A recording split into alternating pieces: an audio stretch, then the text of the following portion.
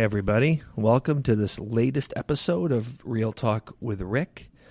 I brought in a resident of our community, an author in our community, a gentleman by the name of Jeff Falkingham. Actually, I think he's somewhat of a late career, a later in life author. He's actually lived in Eden Prairie for almost 40 years, and he worked here in the area, and you'll learn, actually worked at one time in the very building from where we're doing this podcast. But I came across Jeff through reading a couple local articles about some Sherlock Holmes historical fiction books that he has written, and I'm a fan of historical fiction, and this historical fiction that he's written covers also the geography of Minnesota, where he grew up in northwestern Minnesota, not really far from where I had my first city manager job, and also in St. Paul. So Jeff comes in to talk a little bit about his background, his life in Browns Valley, Minnesota, St. Cloud, Minnesota, in Eden Prairie, Minnesota. And then we get to the discussion on the books that he's written. So hopefully you find some interesting anecdotes from Jeff, and also might even be somewhat inspired to read some of his work, which is excellent actually for young adults through all ages. But I know a big audience of his books are with young adults. So here is my conversation with Jeff Falkingham. Thank you so much for coming on the podcast. Local Eden Prairie resident and author. I had a chance to hear about, I think there's a few articles that I saw in the newspaper that talked about some books that you had written, and we're going to get to that. And I think when I ask a little bit about your background, and then we get to some of the books you've written and your subjects, I think the two will meld together pretty well. But thanks for coming in. And so my first question, Jeff, is where are you from? Where did you grow up? Thanks for inviting me. I grew up about 200 miles west of here in a little town called Browns Valley, Minnesota. And if you look at a map of Minnesota, about two-thirds of the way down the western border, you'll see a little bump that sticks out into the Dakotas. And Browns Valley is on the westernmost tip of that bump, surrounded on all three sides by South Dakota.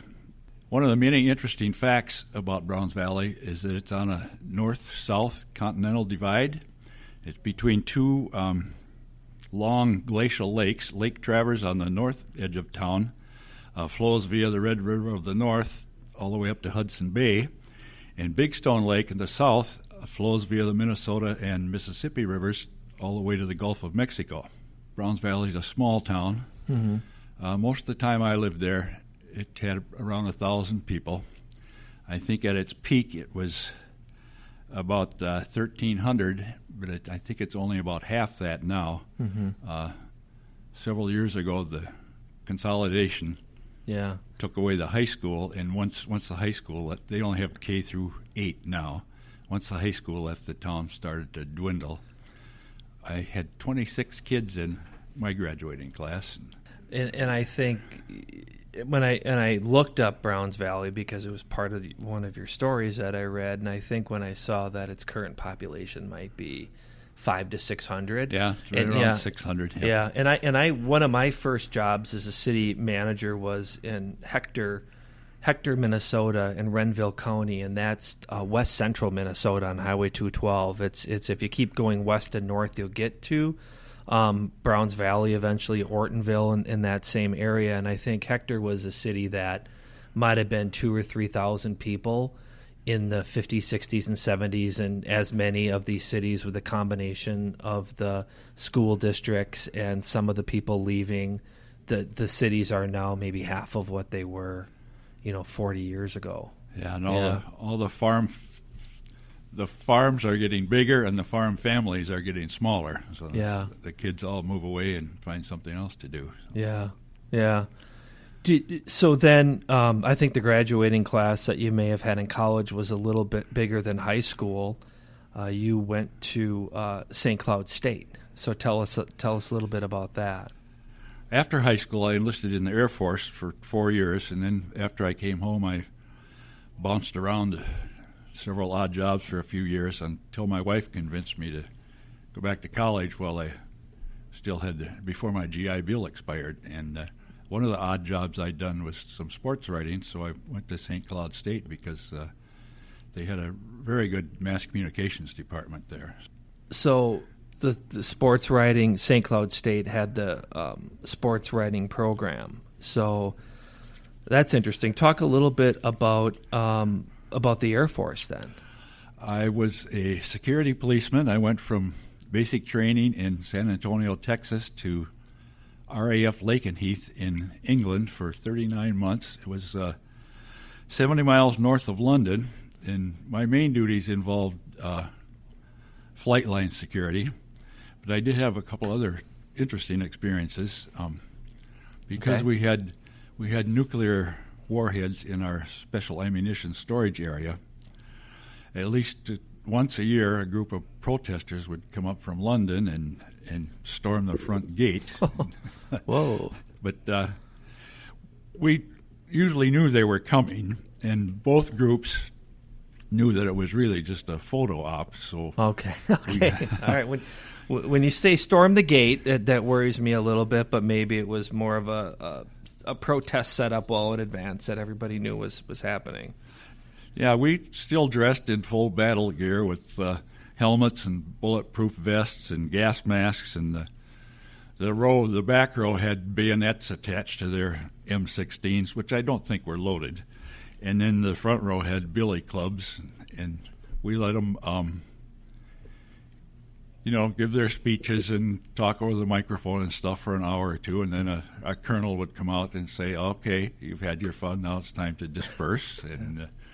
And then a lot of them did, and the ones that didn't, they turned the fire hose on, and there would be a few that would hang on to the fence, and we'd go into a V formation and kind of peel them off. But there was never any stone throwing or fire bombing or anything like that. So yeah, I think with some of with the protesting we've heard about this past year, a lot of comments about tear gas and rubber bullets, but that wasn't the case. It was just the fire hose. Yeah, we never. I worked in the armory at that time too, and we never used any rubber bullets, and we never issued any. We never used any tear gas or anything. I think we just wore the masks to look good on the camera. To look good in what year roughly was this? That was the late 1960s. Okay, that's kind of what I pictured. I mean, I pictured kind of war protests in the late 60s is what I imagined, but I want to be clear. So yeah, you're in the Air Force, you're in London. It's the late 60s. What an interesting experience. Well, my other claim to fame was when I was in the Air Force, James Earl Ray, the assassin of Martin Luther King Jr. Oh, sure. He was captured at Heathrow Airport in London, and Scotland Yard brought him up to our air base to fly back to the United States, where he was extradited. And I was in the detail that met Scotland Yard at the perimeter gate and escorted them to the flight line where they put him on a plane back to the United States. We had no idea what was going on, what we were doing there, but we were very curious because earlier that evening, all of the African American and Latino soldiers in our flight were bussed back to the barracks and were quarantined for the night. So, well, do you recall? So I did not know. I had no idea that he was captured in London. I had no clue. Was this like days later? Yes, they retained him in London for several weeks or maybe perhaps even months. But did this occur within a day or two of the assassination?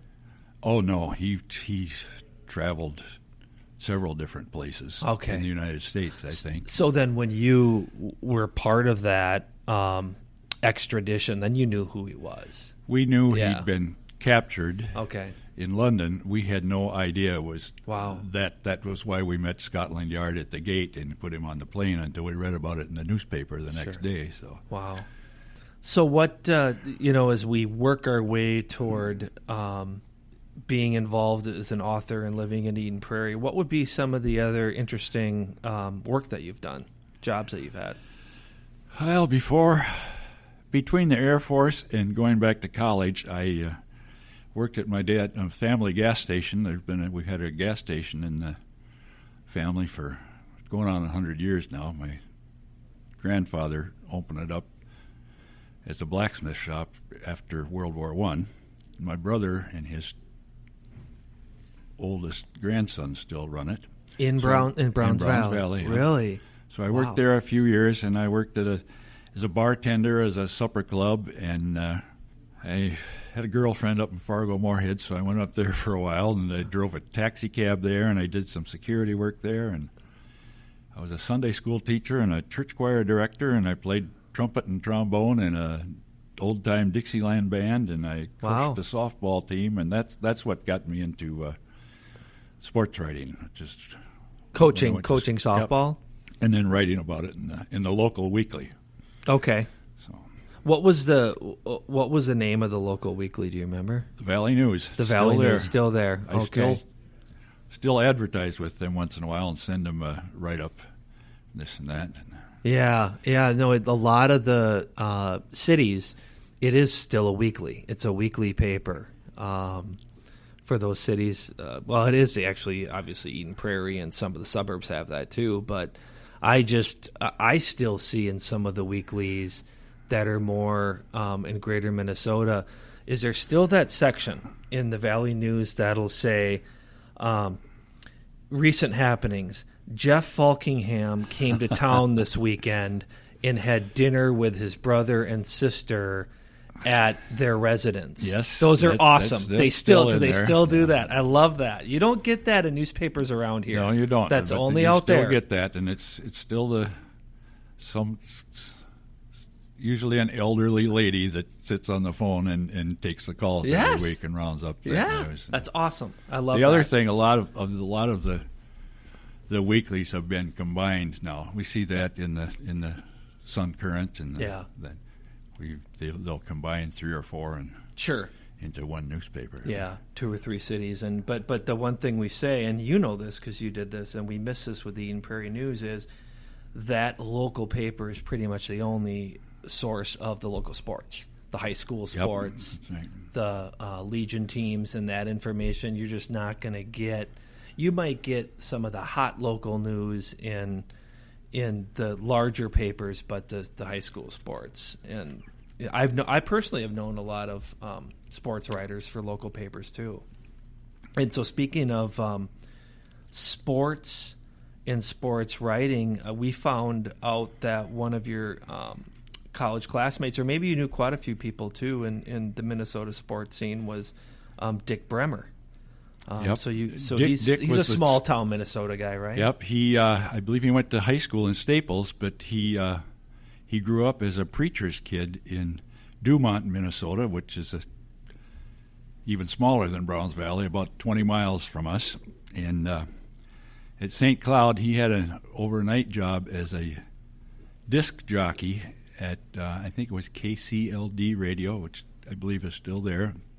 And he was the Duke in the Dark. He played dreamy, romantic songs and very popular among the young ladies. Yeah. And another classmate was Dean Spratt, who was the longtime weather and traffic announcer for WCCO. Oh, sure. And I think very few of his listeners know that Dean was blind. Oh, wow. Which would be, to me, seems very unusual for a traffic reporter. Wow, interesting. But they were the stars of our class. So yeah, those are some well-known people from that period of time. So yeah, what happened after St. Cloud? What did you do after you got your degree? I went to the University of Minnesota as a graduate assistant sports information director. I And what year would this have been, roughly? 78. Okay. 1978, 1979. Sure. And I started work on a master's degree there, and I worked about 20 hours a week doing the non-revenue sports. And it was one of the most interesting jobs I've ever had. In fact, many times I wish I could have stayed there the rest of my career. Paul Giel was the athletic director, and Cal Stahl was the football coach, who unfortunately was fired that year. And Jim Dutcher was the basketball coach, and Roy Griak had the track and cross-country teams. Jerry Noyce was the tennis coach, and Wally Johnson was wrapping up his career as a wrestling coach. And John Anderson, who's the still there current baseball coach for the Gophers, he was the student manager on the team that year. And Kevin McHale was a star on the basketball team. Yeah. And Tom Lehman was a freshman on the golf team. So I got to interview all those people. Oh, wow. I also got to work with Ray Christensen, who was a wonderful gentleman, and Sid Hartman, who was... sure. He was Sid. Oh, yeah. Enough said there. Well, so we had another Eden Prairie resident, Greg Olson, on this podcast, and he was a Gopher baseball player, went on to play with the Braves. The Braves and the Braves. Twins. You remember? And he was probably just a little bit older than this group, but he was talking quite a bit about playing on the Minnesota baseball team too, and his time there. So, yeah, that really was quite a lot going on in the 70s into the 80s, and probably just before. You probably just missed out on Lou Holtz then, because that would have been I was there before Lou Holtz, right in the early 80s, right probably after Cal Stahl or Joe Salem, I think. Yeah, I think Smokey Joe took Cal's spot, yeah. And then Holtz took his spot. Yeah. So why you said I should have stayed there? Then why didn't you stay there? Well, I didn't say I should have stayed there. Okay. I said I wish I could have stayed there. Could have stayed there. The graduate assistant job paid $4.06 an hour for 20 hours a week, and when I was still on the GI Bill, I could live with that.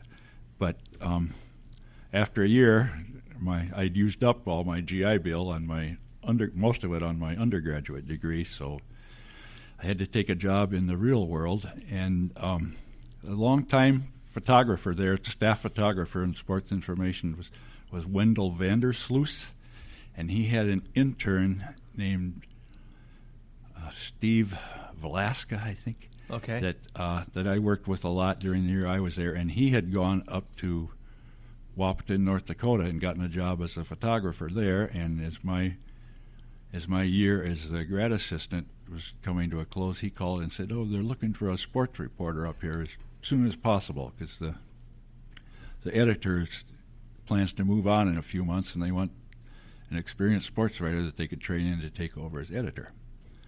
So I went up to Wahpeton Breckenridge, and I was there starting as a reporter and took over as sports editor. And then after 2 years, I was hired away by the Fergus Falls Daily Journal to be their sports editor. Okay. And it was, the Wahpeton Breckenridge was 5 days a week, and they had about 7,000 subscribers. And Daily Journal in Fergus Falls was 6 days a week, and they had about 13,000 subscribers. So I was happy to make that jump up. Jump to the bigger market. Yeah, just give us a feel for what it was like covering sports in those smaller towns.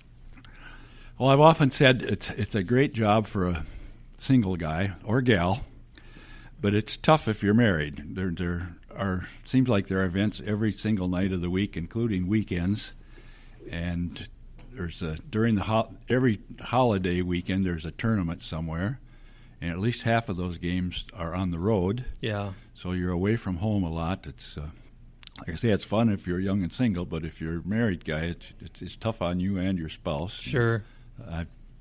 After a year when we were in Fergus Falls, my father-in-law died, and my wife, being an only child, thought, we should move back to the Twin Cities to be closer to her mom in South Minneapolis. So we moved down here then in 80. We moved to the Twin Cities in 83, and then I got a job in the communications department at CPT Corporation, which was headquartered right here. Yes, right here in this building. You came back to work. You came back. I did. Almost 40 years later. This is City Hall. It's more than City Hall because we also have another corporation here, Unify, which was known as Super Value at the school district here. But that's right. The city bought this building from CPT, I think it was. Fascinating. Okay, so corporate communications for CPT here, and that basically you answered what brought you to Eden Prairie in the early 80s. And then how long did you do that? I worked for CPT Corporation for almost 5 years, and then they were considered the Cadillac of word processing equipment. Mm-hmm. But then when the PC came out, they struggled, and they had a lot of layoffs and cuts and stuff. So I ended up, after 5 years, going just up Baker Road to Fingerhut for about 14 and a half years. I worked in the marketing department there. And then they were bought out by Macy's and, again, downsized. So I went to Northern Tool in Burnsville in the advertising department and worked almost 11 years there. And then 8 years ago, I retired. Yeah, I think people were all very familiar with Northern Tool, Fingerhut, maybe some people CPT around here. It's interesting, and I'm going to age myself a little bit because you said you came in 83 CPT, so you'd have been with them from 83 to 88. That's correct. And then you said if that's 88, that the PC kind of hurt their business. And it's now that I think about this, so all through my years of high school, I graduated from high school in 1988. That's when I graduated from high school. So my years in high school, and then I was in college, undergrad, from 88 to 92. In most of that period of time for me, there was no PC. But I remember the biggest deal for me as a college student was when you had a typewriter, there was a screen on the typewriter which would show you one line of word processing. Do you remember that? Yes. And that was the biggest deal to me because I'm a terrible typist. But I didn't have a PC, and we didn't have computers, and all of us, we typed our papers when you had to type your papers. And again, this isn't the 50s and 60s, Johnny. This was the early 90s, before the internet, just as PCs were coming. So that I just flashed back to that because that was kind of a precursor to the full on word processing on a PC. Yes, it was. Yeah. When I was in college in the late 70s, I took a computer class, and you would put ones or zeros on a card and stick it in a machine. We're what, 2 tables long here? Yeah. The computer was at least that large, filled a room. Filled a room, like I didn't take, because no. Friends that had computer classes, they would learn basic language and they would learn a couple languages, but it was typing class. You took typing class in high school.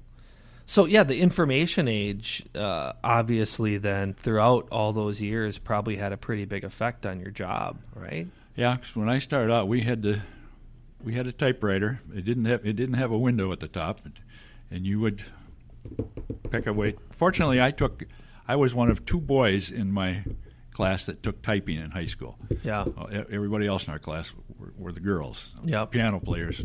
We couldn't keep up with them.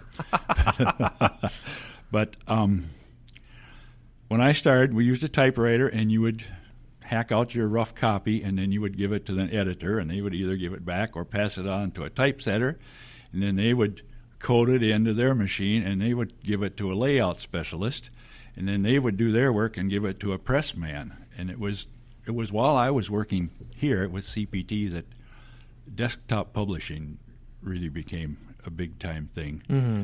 And that really streamlined that whole process. And then also another thing that CPT got involved in before they left was database management. Okay.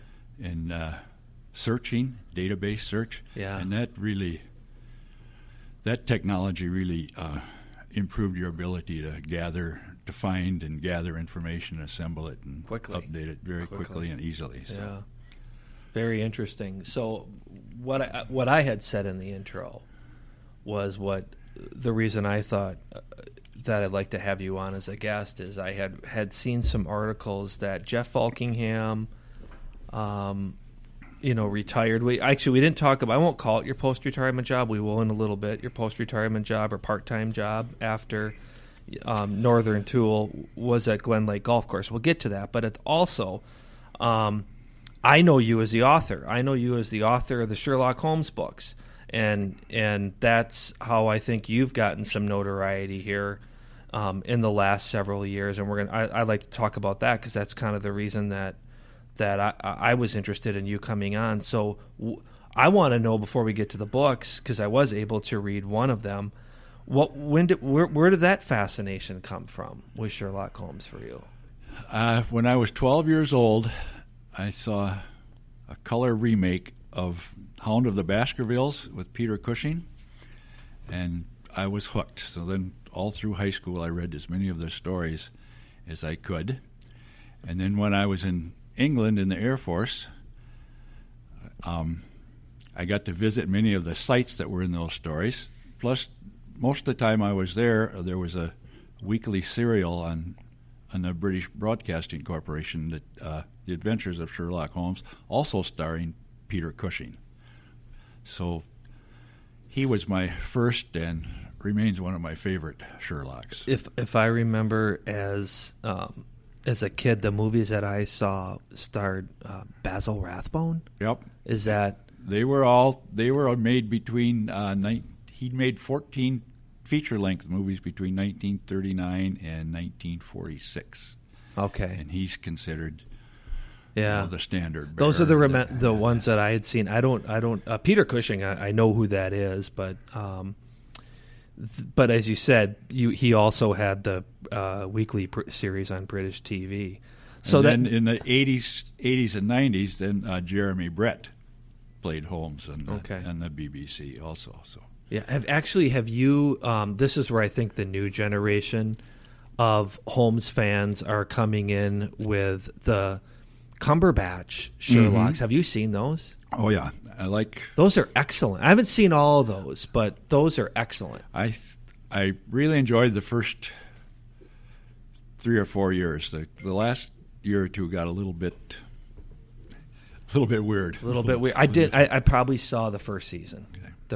There are like 3 episodes this season. The first 2 or 3 seasons, I like them very much. Yeah, the guy who played Watson was the guy from the Hobbit movies. Yep. I forget his name, but Freeman. Yes, is it John? John Freeman? I don't know if it's John, but it's Freeman. Yeah. You're exactly right. So, but now it's one thing, like me, to watch some of this. It's another thing to start writing books.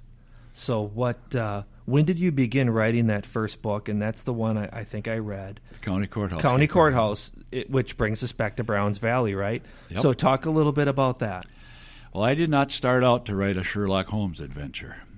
I wanted to write a story about my hometown, so that my 2 kids, who were both born and raised here in Eden Prairie, would know something about that area where their dad grew up. And having lived in Browns Valley a quarter to a third of my life, I'd heard a lot of stories over the years, and many of them from my first grade teacher, who was a great-granddaughter of Joseph Renshaw Brown, for whom Browns Valley was named. So the story that I chose to make the focal point of that first book, The County Courthouse Caper, involved the county seat war of 1886 and 1887 between Browns Valley and Wheaton, which is 24 miles up at the other end of Lake Traverse, near Dumont. And the county courthouse was originally in Browns Valley, but in 1886, Wheaton forced a countywide referendum and won a vote to move the courthouse to Wheaton. And there were rumors of, much like today, rumors of bribed election officials and fraudulent voters and that type of thing. And maybe people not understanding if they haven't lived in, outside of Hennepin or Ramsey or the 7-county area, it's a big deal to be the county seat. I don't know. Traverse County today is probably one of the smallest counties in population in the entire state. But, that's a big deal to be the county seat. It is a big deal because it brings a lot of business into town, and it was very important then because at that time, like I say, it's right on the South Dakota border, and at that time they were talking about opening up a lot of Indian lands to white settlement, and every settler was required to make a claim and then go to the nearest courthouse to register that claim. Yep. And then when they're in town with their claim, they would, buy groceries and clothing and building supplies and stuff. So the courthouse brought a lot of people into town. So that's why both Wheaton and Browns Valley wanted the courthouse, and that happened in many counties all across the nation. But like I say, Browns Valley did hire a detective to investigate those rumors. Mr. Baker? No, that's in the story.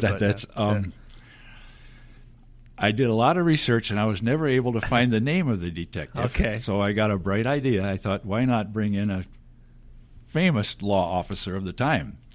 And because it was a railroad town at the time, I thought, well, Alan Pinkerton, the famous railroad detective out of Chicago, would be a good one. But turned out he died in 1884, so he was out of the picture. Yep. And I thought about Bat Masterson and Wyatt Earp were both alive at that time, probably in Arizona or Kansas by then. But I wasn't really crazy about the idea of bringing a card shark or a gunslinger into the family-oriented story of my little town. And then I realized that Sherlock Holmes was not only the most famous detective of that time, but he was also a fictional character, meaning I wouldn't have to bend the truth so much to get him to Browns Valley. And ironically, then I went ahead and bent the truth even more by making up a half a dozen murders to spice up my story. Yeah, well, if I remember, I say Mr. Baker because that's what I think the alias he went by when he was there. Sherlock Holmes, he wasn't there to solve a series of murders. But that's what ended up happening. But we aren't giving anything away because we want people to read the book. But in terms of your writing, have you written anything else? And again, it's kind of interesting. And there's some more of this around the country, right? This idea of taking Sherlock Holmes out of London and bringing him into different states and places. And you did it within his own era. I think that there have been some attempts to put him in other times as well. Oh, yeah. There are hundreds of, they call them pastiches. Yeah. Which is stealing a nice word for stealing somebody else's work. And making it your own or doing something different. Mashing it up a little bit. I think you got a book about Abraham Lincoln and vampires. There's this whole mixture, strange genre of mixing the fiction, historical fiction. But either way, my question was going to be, is that pretty much all you've written about then? Is Sherlock Holmes in terms of fictional lead characters? Yes. Okay. He's the only. I have other characters in my story, but some are fictional and some are real. But Sherlock Holmes is the only major one that I've written about. So. Yeah, and I think, and obviously when you talk about what's happening in and around Wheaton and Browns Valley and Traverse County where you're from, there's a lot of people that we meet, and the narrator of the story is a 12-year-old boy. So I'm guessing, you took a lot of that from your own experience. Yeah, several parts of my stories are kind of semi-autobiographical. There's at one point, Petey, the 12-year-old narrator, and Sherlock go duck hunting at the head of Lake Traverse, and Petey notes that there's a hunter across the bay, and Petey notes that you can see the duck fall from the sky before you hear the hunter's shot. And so they have a discussion about light traveling faster than sound. and it turns out that plays a key role later in the book when they come face to face with the serial killer.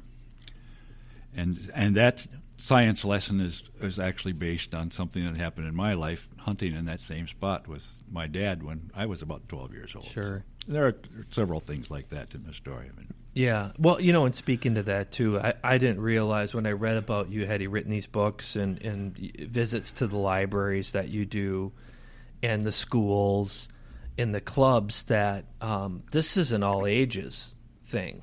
This is where, I don't know if you call it young adult historical fiction or young adult books. And if you go to the library, you'll find it on the young adult. It'll be in young adult. Okay. All right. So I think it's important for I've people. got, because of all the historical references and stuff about history and geography and stuff, I've got fans of all ages. Yeah. It's a great mix. It's a mystery, young adult, and then it does have a lot of at least Minnesota history. I know the book after this, because the two were combined into one book, is a little bit about the history of Lower Town St. Paul, if you want to get out of northwestern Minnesota, right? It's actually a sequel. Petey grows up? Petey grows up. Okay. Petey's 22 years old, and Okay. he's just finished college, and he's starting his first real job for a newspaper in St. Paul, and he's getting married, and Sherlock comes back for his wedding. Okay. And then a member of the bridal party is accused of arson and murder, so they have to work together to solve a mystery before the wedding can proceed. So. Okay. All right. So one thing we saw here is that you won the Sigerson Award for Creative Writing from the Norwegian Explorers of Minnesota for 3 years. Tell us about that. That's a pretty neat accomplishment. Yeah, the Norwegian Explorers are one of the oldest and most respected Sherlock Holmes fan clubs in the world. And since I came to be a Sherlockian author quite late in life, and by virtue of a little bit of serendipity, I'll be first to admit there are hundreds, if not thousands, of people who know much more about Sherlock Holmes than I do. So these awards mean that I managed to learn enough about Holmes to at least gain some degree of acceptance into that community. I can give you a little bit of detail on the 3 essays. Sure. Just real quickly. Yeah. The first one was called War of Words, and it talks about a feud between Arthur Conan Doyle and Mark Twain, also known as Samuel Clemens. And then in the second one, I claim that Arthur Conan Doyle was actually the world's first screenwriter, because his style of writing gives you a very visual picture in your mind of those scenes. Yeah. And then in the third one, I used quotes from several of Dr. Watson's stories to prove that Sherlock Holmes was an expert golfer, and he tried to teach the game to Watson, and several of the lessons that he gives to Watson appear in the stories under other circumstances. Okay. No, that's great. And so, what kind of writing have you done, or what work have you done in the last year or two? Actually, very little. As we mentioned, writing historical fiction takes a lot of research, and most of the places that support my research, the libraries, museums, and historical societies, have been closed. So instead of writing, I took the past year to do something I've been meaning to do for quite a few years, and that's set up my own publishing house, and I republished my first 3 books, and then a new 4th one, and all under my own name. And I used a graphic designer here in Eden Prairie at Fast Signs Incorporated to help me set up an imprint logo, and all my books are now published under the name of Falkingham Frontier Fantasies. Okay. No, it's awesome. And you're right. I mean, with the pandemic, you could probably do quite a bit on the internet, but there wasn't going to be a lot of face-to-face research, and quite frankly, being able to get out in front of groups, right? And meeting people face-to-face. But we really hope that changes. So what are you thinking about for the next year? What are your plans? Well, I just completed a 4-week online webinar workshop titled Reinventing the Author Visit. And during the pandemic, a lot of author visits have now gone virtual, either via Zoom or Facebook or one of the other social Facebook media. Live, yeah. And so I took a class on that, and I'm now in the works of preparing a virtual author visit that I hope will not only broaden my target audience, but also allow me to cut down on the travel a little bit. So Sure. And do more writing. So good. And then with the book that I read, were you hoping that that's something that teachers use in the classrooms too? So, yes. In my mind, the County Courthouse Caper is perfect for students in grades 5 through 8 who have either studied or are studying Minnesota history. Yep. And then the sequel is more for grades 9 through 12, where they've studied comparative American and British literature. Okay. I'd like to get my books in all the schools. I've got them in a lot of libraries, but only a few schools. Only a few schools. Well, that's good news. And then the other, and I want you to be able to talk about where people can get your books. How can they find your books, Jeff? Well, you can go to Amazon.com. They're all there. Or if you can't find them there, you can go to my website, which is cccaper.com, countycourthousecaper.com. And each of the books is on there with a link to Amazon. And then also Minnesota Library patrons can get free digital copies of the 2 ebooks by use the BiblioBoard Library and the Minnesota Reads Indie Author programs. And if you Google Indie Minnesota Anthology and go to the Young Adult Collection, then you can scroll down and find both of my books on there, or search by using my name. That's great. That's good. And if anyone wants to also find you in person, I don't know how much it'll be this summer, but there was a time where they could find you working at Glen Lake Golf Course, right? That's correct. Yeah. I started working part-time there 20 years ago. 20 years ago this month, to set myself up for retirement. And I worked part-time 18 years, and then last year I took the year off due to COVID, but I hope to go back later this summer when things are under control. Yeah, absolutely. So have you, I've played there a few times, and I never got a hole in one, but I've come close. I think it's that third hole, but not the third hole. No, that's not a par 3. That's number 7 is a nice. Number 1 is a short par 3. Yeah, I remember that. 117 yards uphill. Number 2 is a downhill par 3, about 140 yards. And then the third's up and the dogleg left. Dogleg right. To the right, yeah, sorry. It's about 300 yards. I think they get most of their holes in one either on 7, which is a downhill, coming back down toward the clubhouse, or on 8, which is on the other, under the crosstown. Over that's right. Eden Prairie. That's right. And I think it's one of only two public golf holes in Eden Prairie. That's correct. Yes. Jeff, trivia question that I have for people is how many golf holes are there in Eden Prairie? And people look at the 3 golf courses, they multiply 18 times 3, they say 54, and we say, nope, 56. 56, yeah. Yes. Because 7 holes are in Minnetonka and 2 are in Eden Prairie. You got it. So that's and then there's 3 private courses. So that's your 56 holes. And we used to have Cedar Hills down south of the Flying Cloud Airport. Yeah, absolutely. That was a nice little. Yeah, we called it a goat track because it was all uphill and downhill. I've seen that. That's all housing now. So. It is. Yeah, absolutely. Over off Eden Prairie Road. So have you had holes in one there? I've had 1 hole in one, and that was on a 107-yard par 3 out at Cleary Lake, which is also part of the Three Rivers Park system. Okay.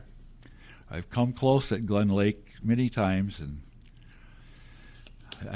having won, you realize what an incredible amount of luck is involved in even getting one. So for sure. Now I'm shooting for. I've never had an eagle on a par 4 or par 5. I've been close there too. So yeah. So that's my next goal. Oh, good. No, it's hopefully later this summer, definitely next year. But I appreciate you coming in and talking about your background and your books. I think it's a really interesting story. I hope people go out and are able to get the books. Is there any last words you have for us, Jeff? Thanks for reading, I guess. Yeah. Yeah. Well, I mean, so what? Let me ask you the last question then. So what are you reading right now?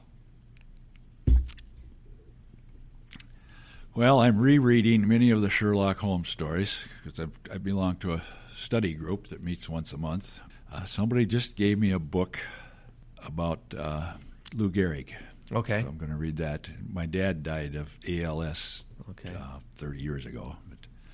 So I'm looking forward to reading that. Yeah, but yeah, I mean, you read your subjects, so and then I figured you've read probably quite a few sports books. Yep. Over the years, so yeah, no, best of luck to you, and thanks for coming in. Thank you very much. I enjoyed it.